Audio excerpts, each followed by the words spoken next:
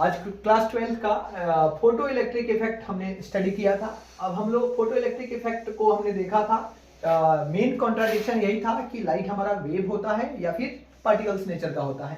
Actually में हमने wave optics में हमने देखा था कि लाइट को उसने क्या माना था, वेव माना था। इसमें हम लोग देख रहे हैं कि लाइट को हम लोग पार्टिकल्स भी मानेंगे, क्योंकि फोटो इलेक्ट्रिक इफेक्ट को एक्सप्लेन करना इम्पॉसिबल है। इसमें हमारा एक और कैरेक्टर आता है जिसको फोटोन बोलते हैं। ये क्या होता है इसके बारे में स्टडी हमने किया था। अब इसको फोटो इलेक्ट्रिक इफेक्ट को फोटोनिक प्रोसेस से, मेथड से हम लोग इसको एक्सप्लेन करेंगे। अगर ये प्रूफ होता है तो इसका मतलब लाइट में हमारा फोटोनिक नेचर भी होता है। अब हमें पता है कि हमने जो एक्सपेरिमेंट किया था, है ना, जिससे हमें पता चला था कि लाइट फोटो इलेक्ट्रिक इफेक्ट में एक्चुअली में क्या होता है। ये हमने बताया था कि किसी मेटालिक सरफेस पे जब सोर्स ऑफ लाइट स्ट्राइक करता है तो सोर्स ऑफ इनपुट देने के दो मेथड्स थे। या तो आप उसका फ्रीक्वेंसी चेंज कर दो, वेरी कर दो और उसके इंटेंसिटी को कांस्टेंट रखो, या तो आप इंटेंसिटी को वेरी कांस्टेंट कर दो और फ्रीक्वेंसी को चेंज करो। हमने दोनों चीज देखा था। तो हमने ये चीज पाया उसमें कि whenever the source of light, suppose 100 watt of intensity of light is falling on the metallic surface, then what will happen? We already know that. Then some electrons are ejected from the surface of the metal, but it depends on the threshold frequency. Threshold frequency is the minimum frequency which is having the capacity to emit the electrons from the metallic surface. ये हमको पता है पहले से। अब actually में क्या होता है, थ्रेशोल्ड फ्रीक्वेंसी मिनिमम फ्रीक्वेंसी होता है जहां से इलेक्ट्रॉन्स इमिट करना या फिर इजेक्ट करना शुरू करता है।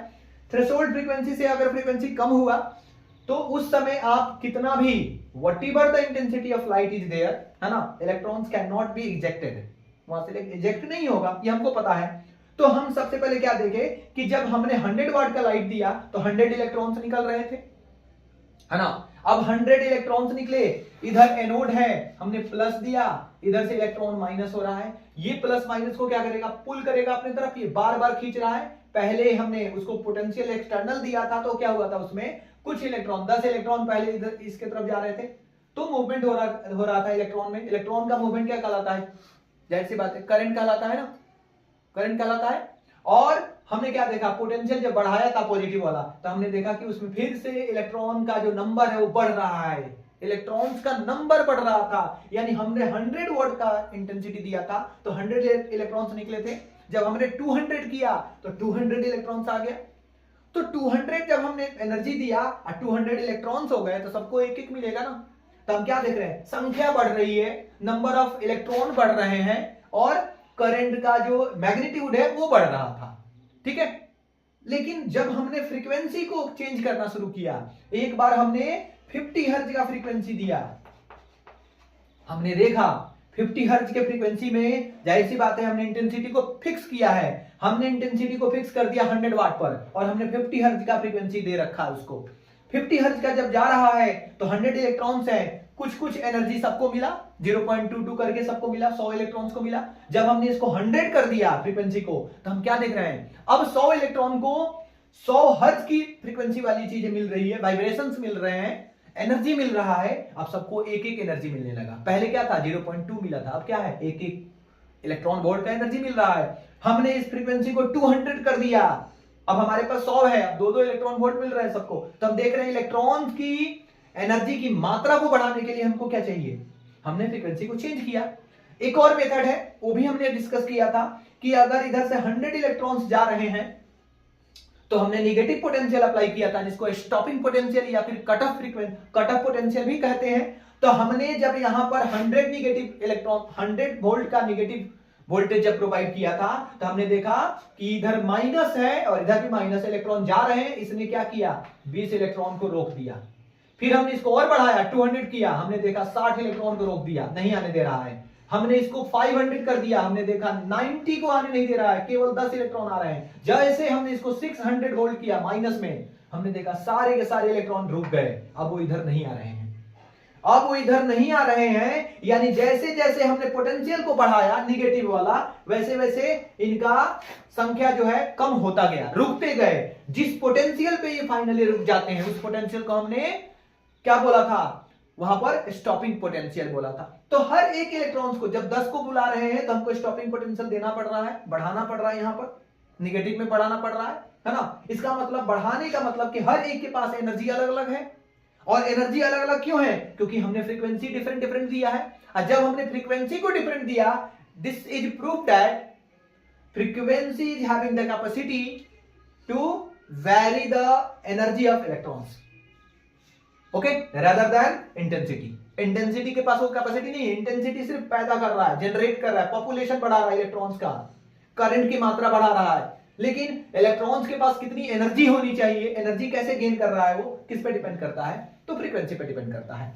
तो वही चीज हमको यहां देखना है कि जैसे इंटेंसिटी को बढ़ाया, तो पहला मेथड क्या है, अगर हमने इंटेंसिटी को बढ़ाया, तो ध्यान देना स्टूडेंट्स, जब इंटेंसिटी को बढ़ा रहे हैं तो क्या बढ़ रहा है, करंट की मात्रा बढ़ रही है, नंबर ऑफ इलेक्ट्रॉन्स बढ़ रहे हैं, यही हो रहा है ना। या तो करंट की मात्रा बढ़ रही है, या तो नंबर ऑफ इलेक्ट्रॉन्स बढ़ रहे हैं। यानी नंबर ऑफ इलेक्ट्रॉन्स जब बढ़ रहे हैं, तो हमें इससे पहले ये मालूम है कि जब भी लाइट हमारे किसी मीडियम में मूव करती है, आगे बताएंगे फिर भी, तो क्यों कौन से फॉर्मेट में होता है, वेव के नेचर में होता है। और जब वो किसी मेटालिक सरफेस से स्ट्राइक करता है ना, तो फोटोन की फॉर्म में आ जाता है। और फोटोन के पास क्या होता है, एनर्जी होता है, बहुत सारे एनर्जी के बंडल्स आ रहे हैं बाहर से, किसी सोर्स से, और मेटल पे पड़ रहे हैं। तो ये क्या है, बंडल है, पैकेट्स है, उस पैकेट्स में क्या है, एनर्जी है। कितना एनर्जी है, एच न्यू के बराबर एनर्जी है। ये एच न्यू का एनर्जी, एच न्यू यहां पर है, एच न्यू यहां पर है, एच न्यू यहां पर है, सबकी वेवलेंथ अलग अलग है, किसी का कम हो सकता है, किसी का अधिक हो सकता है, किसी का बहुत ज्यादा, किसी का बहुत छोटा, लेकिन सारे के सारे पैकेट्स के फॉर्म में आ रहे हैं। Whenever these packets strike on this metallic surface, ये मेटालिक सरफेस नहीं है बट मान लो, है ना, मानने में क्या जाता है, तो जैसे टकराया सारे के सारे फोटोनिक फॉर्म में आ गए, और सबने सारे एनर्जी इलेक्ट्रॉन्स को दे दिया, फोटोन खुद मर गया। तो हम क्या देख रहे हैं, नंबर ऑफ फोटोन्स भी फ्रीक्वेंसी देने से, फ्रीक्वेंसी को वेरी करने से बढ़ रहा है। यहां पर देख रहे हो ना, यहां पर नंबर ऑफ फोटोन्स भी बढ़ रहा है इंटेंसिटी को बढ़ाने से, क्योंकि इलेक्ट्रॉन्स बाहर बाहर आ रहे हैं ना, अलग अलग इलेक्ट्रॉन्स आ रहे हैं। इलेक्ट्रॉन की संख्या जब बढ़ेगा तो उसको एनर्जी भी मिलेगा, अलग अलग को सबको मिलेगा, लेकिन सबको इक्वल इक्वल मिल रहा है यहां पर। अब क्या हो रहा है कि जब हमने दूसरी बार फ्रीक्वेंसी को चेंज किया, वाइब्रेशन, मान लो कि मेटल के सरफेस से हमने पोटेंशियल दिया, तो फिक्स हो गया कितने इलेक्ट्रॉन्स निकल रहे हैं। पहली बार वाइब्रेशंस हमने भेजा तो देखा कि सबको एक एक मिला, हमने वाइब्रेशंस को बढ़ा दिया, अब सबको दो दो मिल रहा है, यानी एनर्जी बढ़ गया। इजेक्टेड इलेक्ट्रॉन्स के पास, उसमें वेवलेंथ कम वेवलेंथ वाले भी एनर्जी है, फोटोन है, और अधिक वेवलेंथ वाले भी हैं। जब वो पड़ रहे हैं इलेक्ट्रॉन्स पे, तो कोई इलेक्ट्रॉन जो नजदीक है, सरफेस के टॉप पॉइंट पर है, टॉप सरफेस पे है, उसको ज्यादा एनर्जी मिला, है ना, उसके पास काइनेटिक एनर्जी अलग हो गया। जो पीछे है उसको भी मिला, लेकिन उसके पास जो एनर्जी होगा, काइनेटिक एनर्जी होगा, क्योंकि वेलोसिटी होगी ना, एक पार्टिकुलर वेलोसिटी से बाहर आएगा, है ना, तो उसके पास काइनेटिक एनर्जी अलग हो गई। इसका मतलब ये क्या देता है, इजेक्टेड इलेक्ट्रॉन के पास डिफरेंट काइनेटिक एनर्जी हो गया, है ना। तो डिफरेंट काइनेटिक एनर्जी को रोकने के लिए डिफरेंट स्टॉपिंग पोटेंशियल भी होना चाहिए, जो कि हमने ग्राफ में देखा था, वो चीज हमने बताया यहां पर। अब कह रहा है, इसका तीसरा पॉइंट देख लो क्या कह रहा है ना। इस चीज को समझना जरूरी है, लिखना जरूरी नहीं है, आप तो अपने वर्ड्स में भी लिख सकते हो, है ना। खैर मैं बता रहा हूं, अभी आप लोग समझो पहले यहां पर एक्चुअली में क्या हो रहा है। फ्रीक्वेंसी जब लोअर देन थ्रेशोल्ड फ्रीक्वेंसी होता है, यानी अगर फ्रीक्वेंसी जो है लोअर देन थ्रेशोल्ड फ्रीक्वेंसी हो गया, बीटी का मतलब ये न्यू है, new frequency of threshold, threshold frequency बड़ा हो गया और फ्रीक्वेंसी हम जो प्रोवाइड कर रहे हैं वो कम हो गया, तो थ्रेशोल्ड फ्रीक्वेंसी पार्टिकुलर एक मिनिमम फ्रीक्वेंसी है, क्योंकि हमारा शरीर स्वस्थ रह सकता है एक पार्टिकुलर टेम्परेचर में, ये हमें पता है। अगर उस टेम्परेचर से कम हुआ तो भी हम अस्वस्थ हो जाएंगे, ज्यादा हुआ तो होंगे ही, लेकिन मिनिमम हमको होना चाहिए, हमारा टेम्परेचर इतना होना चाहिए कि हमारा बॉडी उसमें सर्वाइव करे। इलेक्ट्रॉन निकालने के लिए अलग अलग मेटालिक सरफेस का अलग अलग होता है, क्या, ये वाला थ्रेशोल्ड फ्रीक्वेंसी। किसी मेटल को 25 हर्ट्ज देना चाहिए, इलेक्ट्रॉन बाहर छोड़ देगा वो। किसी मेटल को अलग चाहिए 35 चाहिए, किसी को 50 चाहिए, तो अलग अलग को अलग अलग चाहिए। लेकिन एक पार्टिकुलर मेटल की बात करते हैं, अगर उसका फ्रीक्वेंसी उसके मेटल के थ्रेशोल्ड फ्रीक्वेंसी से कम हो गया, तब तो वो कैपेसिटी नहीं है, क्योंकि ये बोलेगा बाहर निकलो, जैसे बाहर जाएगा इलेक्ट्रॉन को ये वाला क्या करेगा, नहीं जाने देंगे, अंदर आ जाओ, मेरे पास ही रहो, जाने नहीं देंगे। थ्रेशोल्ड फ्रीक्वेंसी तुमने, ये फ्रीक्वेंसी इसके इक्वल हो गया, अब मूव करना चाहता है, तुमने और बढ़ा दिया, उतना वेलोसिटी से बाहर निकल जाएगा, समझ रहे हो ना। तो ये चीज होती है, दैट्स व्हाई जो भी whatever the frequency is provided to the metallic surface, that frequency must be, not should be, must be greater than threshold frequency. Then after only there is the possibility of ejection of electrons from the that metallic surface. Okay students, अब देखते हैं यहां पर कि intensity को हम कितना भी बढ़ा दे, हमने बताया था नंबर ऑफ फोटॉन्स भी बढ़ा दे, है ना। इंटेंसिटी को बढ़ाते हैं तो नंबर ऑफ फोटॉन्स बढ़ता है, इंडिविजुअली बढ़ता है ना। लेकिन इलेक्ट्रॉन वहां पर नहीं हो रहा था, और जब इलेक्ट्रॉन नहीं होगा तो शायद जाहिर सी बात है करंट भी नहीं होगा। लेकिन यहां पर हम क्या देख रहे हैं कि जब लोअर देन होता है तो photon can not eject electrons. Photon क्या है, एक एनर्जी का बंडल है, वो इलेक्ट्रॉन को बाहर ही नहीं निकालेगा, है ना। तो हमने फाइनली क्या देखा था पहले कि जब हम वेव नेचर नहीं मानते हैं, मान लो यहां पर फोटोनिक नेचर बता दिया, जब वेव नेचर हम नहीं मानते हैं लाइट को, जब वेव नेचर हम नहीं मानते हैं तो क्या होता है, interference, bright fringes, dark fringes को एक्सप्लेन करना बहुत ही डिफिकल्ट है, मुश्किल है, इम्पॉसिबल है अगर हम उसको वेव नहीं मानते हैं तो, है ना। और अगर हमने एक्सेप्ट नहीं किया कि light is having the photon nature तो photoelectric effect is not possible. तो हमने क्या किया, हम इंसान है हम लोग, ठीक है, तो हम लोगों ने दोनों को स्वीकार कर लिया कि कभी कभी इस नेचर की है, कभी कभी इस नेचर की है।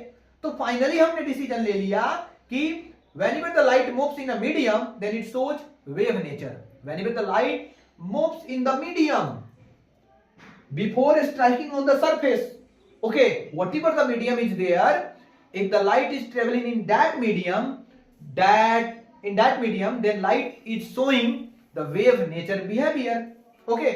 And whenever as soon as it strike or collides with material, then it shows photon nature और पार्टिकल नेचर। ये चीज आपको समझ में आया। तो हमने यहां पर दोनों नेचर को फाइनली क्या कर लिया, उसको स्वीकार कर लिया। अब इसके बाद ये तो एक्सप्लेनेशन हमने दिया और एक्सप्लेन करके हमने बताया कि फोटो इलेक्ट्रिक इफेक्ट भी होता है ना। लेकिन ये क्या बताता है, ये बताएगा कब, जब हम लोग लाइट को क्या मानेंगे, फोटोन नेचर या फिर पार्टिकल नेचर मानेंगे। बाद में एक साइंटिस्ट आते हैं, है ना, जिनका नाम था डिबॉर्नियर। इनका स्पेलिंग थोड़ा सा जबरदस्त वाला है, लेकिन आप देखो इसको शॉर्ट में भी हम लोग डिब्रॉय बोलते हैं, और जो ये बताएंगे उसके बारे में हम लोग बाद में डिस्कस करेंगे। इन्होंने क्या बताया था, इन्होंने बोला कि नेचर लव्स सिमेट्री, यानी किसी के साथ क्या बोलते हैं, किसी को ठगती नहीं है nature whatever the providing something special by the nature that is extremely balanced. वो एकदम बैलेंस्ड होता है, ये नहीं कि मुझे कुछ और दे दिया आपको कुछ और नहीं दिया, ऐसा नहीं है। नेचर सबको प्रेम करती है, लव करती है, नेचर लव सिमेट्री। यानी अगर लाइट वेव नेचर है तो डेफिनेटली वो क्या है, पार्टिकल नेचर भी है, उन्होंने बताया था। लेकिन ये क्या था, these are the hypothesis of de Broglie, okay, de Broglie और डिब्रॉय उनको शॉर्ट में कहा जाता है। तो इन्होंने बोला कि नेचर लव्स, है ना। तो टोटली ये हाइपोथेसिस था। हाइपोथेसिस का मतलब होता है एक्सपेरिमेंटल चीजें नहीं है, उन्होंने अपने मन में सोचा ऐसा होता होगा, ये चीज समझ रहे हो ना। तो उन्होंने बोला कि इसमें जैसे हम पहले से हमें मालूम है कि अगर हम मोमेंटम निकालते हैं, उस चीज का मोमेंटम हम निकालना चाहते हैं जो मासलेस है। मासलेस कहने का मतलब जिसको हम देख नहीं सकते हैं। बाद में हम बताएंगे आपको, और बताए भी हैं पहले कि मास लाइट के पास भी होता है, थोड़ी सी कम होती है क्योंकि उसमें मोमेंटम वगैरह भी होता है, तो m इंटू वी होता है। लेकिन यहां हम देख रहे हैं कि अगर हमने मोमेंटम का फॉर्मूला m इंटू वी ले लिया, इसका मतलब तुम जानते हो यहां हम मास को क्या मानेंगे, मैकेनिकली मानेंगे, क्योंकि मास can be measured. whatever the mass is present in the object, that mass can be measured, and if there is the momentum in that, then we say that this is the formula of momentum, है ना। लेकिन हम जब बात करते हैं quantum physics की, तो वहां पर एक्चुअली में क्या होता है, क्वांटम फिजिक्स में जो मोमेंटम होता है वो तो होता ही है ना। हमने बताया था कि पहले जमाने में ऐसा नहीं था, लेकिन हमारे पास ऐसा सेंसर वगैरह आ गया है, मशीनरी सेंसर, जो सेंस कर सकता है कि whenever the light is striking on the particular surface, then there is the force applied and there is the displacement, but that force is very little bit that cannot be identified by our 6 senses और 5 senses, जो भी senses है वहां पर। लेकिन एक machine हमने बनाया जिसने सेंस किया और बताया कि नहीं, इसके पास भी मोमेंटम होता है, और उसके पास जब मोमेंटम होता है तो उसमें क्या होगा, जब मोमेंटम होगा तो वेलोसिटी होगी, और जब मोमेंटम है तो वेलोसिटी होगा तो उसके पास कुछ ना कुछ उसका मास होगा, है ना। एक वेलोसिटी तो होगा 3 × 10⁸ मीटर पर सेकंड, हमें पता है ना। वैक्यूम में ये 3 × 10 c उसको माना जाता है। अब देखो उसमें जो मोमेंटम उन्होंने बताया था क्वांटम फिजिक्स में हमने क्या देखा, h/λ उन्होंने बताया था h/λ। ये चीज हमने कैसे, अब इस चीज को अगर हम लोग आगे बढ़ाते हैं तो एक्चुअली में क्या होता है, ये हमारा लेमडा का वैल्यू, वेवलेंथ का वैल्यू क्या हो जाएगा, h यानी प्लैंक्स कांस्टेंट अपॉन p, और ये p क्या है, m/v है। यानी फाइनली हम कह सकते हैं यहां पर, है ना, कि lambda is equal to h/m/v। ये था क्वांटम फिजिक्स के लिए। और उनका नाम डिबोर्नियर को ही हम लोग क्या बोलते हैं, डिब्रोगली भी मतलब उन्हीं का नाम था, उनका ये हाइपोथेसिस का, है ना। उन्होंने बोला कि नेचर जो हमारी बनी है वो दो चीजों से बनी है, एक हमारी किससे बनी है, रेडिएशन से, और दूसरी हमारी मैटर से बनी है। इन्होंने बताया कि रेडिएशन के पास भी डुअल नेचर होता है। डुअल नेचर का मतलब कि हम कह सकते हैं कि matter should also have dual nature. Matter के पास भी, जब रेडिएशन के पास डुअल नेचर है तो मैटर के पास भी होगा, है ना। जब मैटर हमारा एक मटेरियल में मूव कर रहा है, जब हमारा जो एनर्जी है ना मूव कर रहा है किसी मटेरियल में, तो वेव की तरह बिहेव कर रहा है। क्या मूव कर रहा है, रेडिएशन मूव कर रहा है। तो रेडिएशन जब मूव कर रहा है तो वेव की तरह बिहेव कर रहा है ना, एक पार्टिकुलर मीडियम में। और जब स्ट्राइक किया तो किस फॉर्मेट में आ गया, पार्टिकल के फॉर्म में आ गया। ये चीज हमने देखा। तो हम बोल सकते हैं कि जब पार्टिकल मूव करता है तो मैटर वेव। उन्होंने बताया था कि हम दो तरह के वेव के बारे में पढ़ चुके हैं, mechanical and electromagnetic wave. Mechanical के पास क्या होता है, those wave which is required some material medium to travel, okay, and these kinds of waves are called mechanical wave. उसको मटेरियल मीडियम चाहिए। उसमें क्या था, हमने एक स्प्रिंग लिया, we take one spring and fix here, and if I just apply the force on this spring, खींच के ऐसे pull out, and after pulling out I release this spring, then what will happen, this part is trying to apply the force on this part, and after application of force it come back to its mean position, फिर वापस चला जाएगा।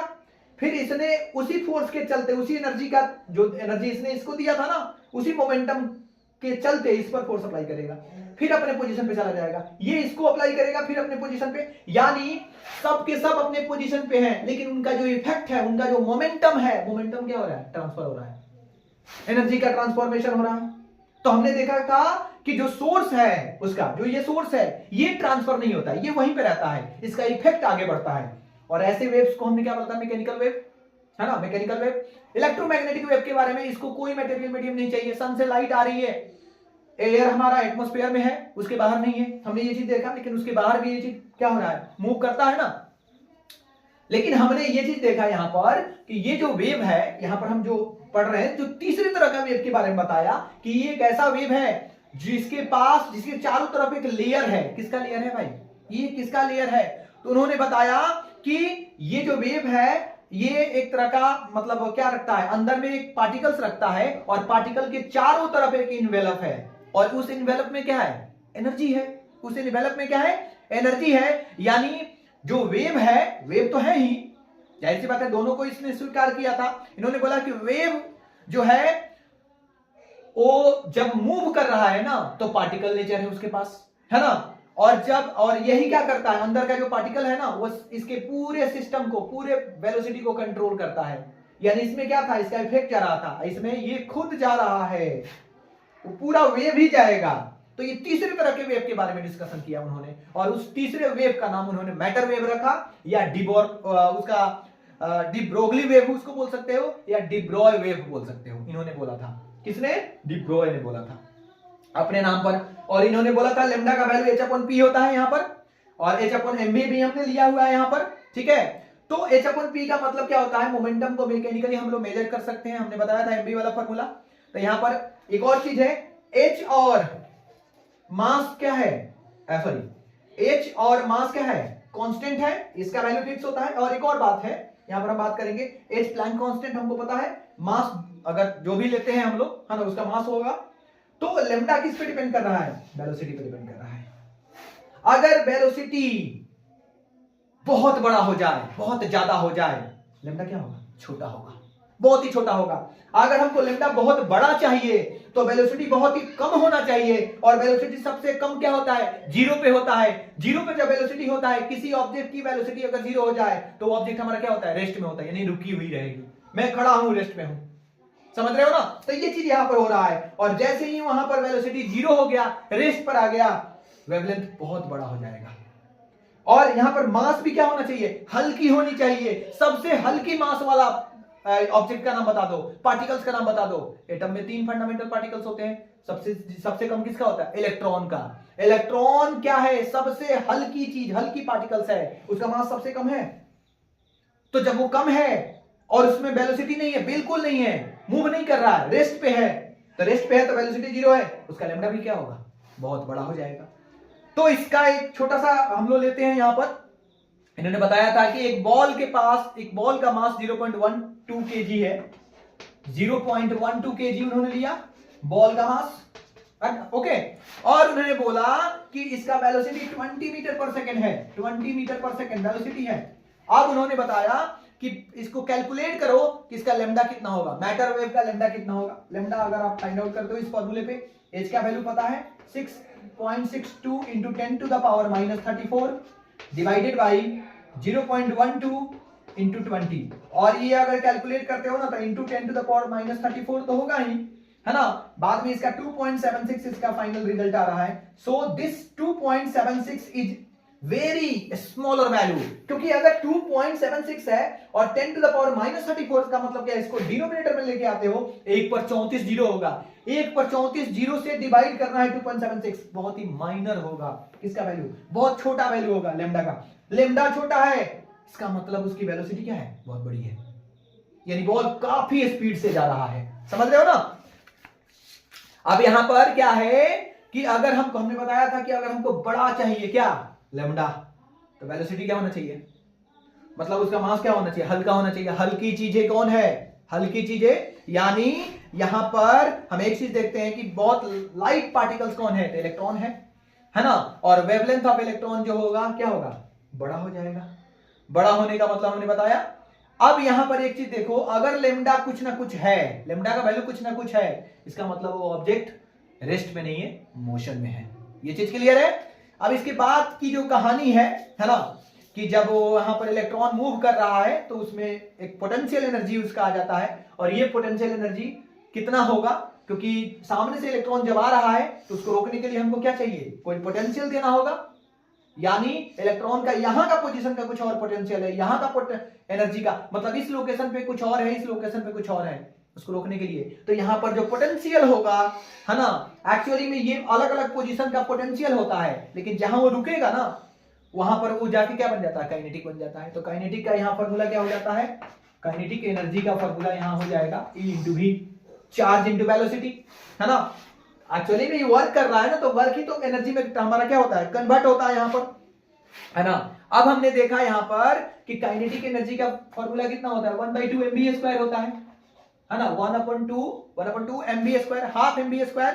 इसको आप क्या कर सकते हो, आप इसको v से मल्टीप्लाई और डिवाइड कर लो, v से मल्टीप्लाई और डिवाइड करते हो, v² से मल्टीप्लाई और डिवाइड v से अगर करते हो तो कितना होगा, यहां पर m है ना, m से मल्टीप्लाई और डिवाइड कर लो, सबसे अच्छा है। m से मल्टीप्लाई करोगे तो क्या हो जाएगा, 1/2 m² v² अपॉन क्या हो जाएगा, अब m² v² हो गया। अच्छा, mv² को हमने m² v² तो कर दिया, है ना, इसको आप m ले लो, अब हो जाएगा।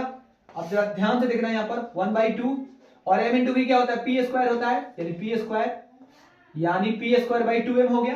किसकी वैल्यू है, काइनेटिक एनर्जी का वैल्यू हो गया p² अपॉन 2m, ये हो गया ना, p² अपॉन 2m हो गया। और एक और चीज यहां पर देख लो, अगर हमने मैं इसको इरेज कर रहा हूं, आप इसको समझ लो पहले, बहुत ही इंपॉर्टेंट है डेरिवेशन, इस पे न्यूमेरिकल्स वगैरह भी आता है ना। अब आप यहां पर देख लो, है ना, कि हम काइनेटिक एनर्जी को K मानते हैं, तो यहां पर क्या हो जाएगा, p² upon 2m by mathematics क्या होगा, क्रॉस मल्टीप्लाई कर लो, यहां पर p² is equal to 2mk, है ना। और अगर हमने यहां मोमेंटम का फाइनली फॉर्मूला निकालना चाहा तो क्या हो जाएगा, √2mk हो जाएगा, 2m k। हमें फाइनली क्या निकालना है, वेवलेंथ निकालना है, and wavelength is equal to क्या होता है, h अपॉन p, और p का वैल्यू कितना है, अंडर रूट 2m k। हमें 2 क्या है, नंबर है, मास ऑफ इलेक्ट्रॉन हमको पता है, h का वैल्यू पता है ना। जब हम इसको कैलकुलेट करेंगे, एक और चीज है यहां पर, जो हमने यहां पर निकाला था kinetic energy E into V है, तो यहां पर क्या लिखेंगे, E इंटू वी लिखेंगे, E इंटू वी हमने लिख दिया। अब जब हमको m का वैल्यू पता है, मास ऑफ इलेक्ट्रॉन पता है, चार्ज ऑन इलेक्ट्रॉन्स पता है, वेलोसिटी, हम देखो वेलोसिटी हमारा अलग अलग हो सकता है, लेकिन 2 तो कांस्टेंट है ना, तो फाइनली हम इसको हटाते हैं और इसका कैलकुलेशन करते हैं। So this value will be 1.227 upon under root V, है ना। और ये एक्चुअली में हमारा 10 टू द पावर -9 आता है, और उसको हम लोग क्या बोलते हैं, नैनोमीटर बोलते हैं। So this is the nanometre. So this is the relationship between kinetic wavelength and velocity, है ना। ये रिलेशनशिप होता है, इसका मतलब लेमडा जो है, इलेक्ट्रॉन्स का जो वेवलेंथ है, किस पे डिपेंड करता है, वोल्टेज पे डिपेंड करता है। ये वोल्टेज है, वेलोसिटी नहीं है, इलेक्ट्रॉन इंटू वोल्ट था ना यहाँ पर, ये वाला भी है, तो आप इसको वेलोसिटी नहीं समझना यहाँ पर, ठीक है, ये वोल्टेज है। तो यहाँ पर हम देख रहे हैं कि वेवलेंथ जो है किस पे डिपेंड कर रहा है, वोल्टेज पे डिपेंड कर रहा है ना। तो ये डी ब्रोगली वेवलेंथ बताया, मतलब डी ब्रोगली ने ये वेवलेंथ बताया था इलेक्ट्रॉन्स का, ठीक है। अब इसके बाद हम लोग मैटर वेव के बारे में थोड़ा सा डिस्कशन करेंगे, क्योंकि इनसे जब पूछा गया कि जो इलेक्ट्रॉन्स वेव के अंदर रहता है, इन्होंने बोला था कि एक वेव आ रहा है सोर्स से, मीडियम में है, वो एसोसिएटेड है किससे, इनवेलप से है, बहुत सारे अलग अलग पैकेट्स है उसमें, और एक अंदर में पार्टिकल्स बैठा हुआ है। तो पूछा गया उनसे कि पार्टिकल्स का पोजीशन क्या होगा, है ना, वो बताओ। इन्होंने बोला ये मैं नहीं बता सकता। बाद में हाइजेनबर्ग आते हैं, उन्होंने बताया, उन्होंने फिक्स नहीं बताया, उन्होंने बोला कि पोजीशंस, है ना, जो पोजीशन की बात करते हो, एग्जैक्ट पोजीशन का जो बात करते हो ऑफ एनी पार्टिकल्स, है ना, कैन नॉट बी प्रेडिक्टेड, है ना, उसको प्रेडिक्ट करना बहुत ही मुश्किल है, जो हाइजेनबर्ग आगे चल के बताते हैं, है ना, इसके बारे में कि अनसर्टेनिटी है, position of the particles is the uncertainty, okay, certain नहीं है वो। तो इन्होंने बताया था, और उन्होंने एक रिलेशनशिप बताया था मैथमेटिकल टर्म का, वो हम लोग कल के क्लास में डिस्कशन करेंगे। सो आज का ये हमारा क्लास था, ओके, थैंक यू।